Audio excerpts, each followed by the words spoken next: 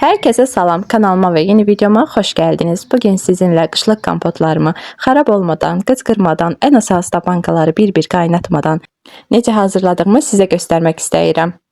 Videonun başlığında da gördüyünüz kimi bağımızdan qarağatları yığdım və hamısını yuyub təmizlədiyim bankalara hər birini əlavə etdim və gördüyünüz ölçüdə şəkər tozu əlavə edirəm. Bir armudu stəkan şəkər tozu əlavə edib üzərinə qaynar su əlavə edirəm. Burada kompotların xarab olmaması üçün qapaqların təzə olması mütləqdir. Qapaqların hər biri yeni olmalıdır və kompotlara su əlavə etməmişdən əvvəl qapaqları bir qaba əlavə edin, üzərinə qaynar su əlavə edin. Daha sonra bankalara su əlavə etdikdən sonra qapaqları da isti formada bağlayın.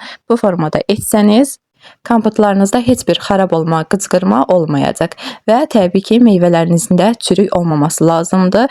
Hər biri saf və təmiz meyvələr olmalıdır. Əgər çürük də olsa, kompotlarınız xarab ola bilər və bu formada kompotlarımızın hər birini bağladıkdan sonra ədyalın altına yığırıq. Üzerini örtüb bir gecə bu formada saxlayırıq. Daha sonra qaranlıq və sərin yerdə qışa qədər saxlaya bilərsiniz.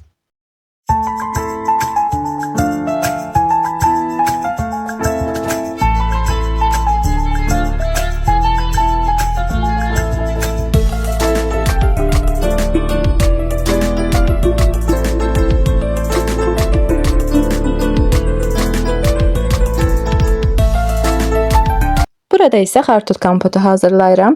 Eyni üsuldan istifadə edirəm. Siz hansı üsullardan istifadə edirsiniz? Qışa necə saxlayırsınız? Yorumlarda mənimlə paylaşsanız sevinərəm.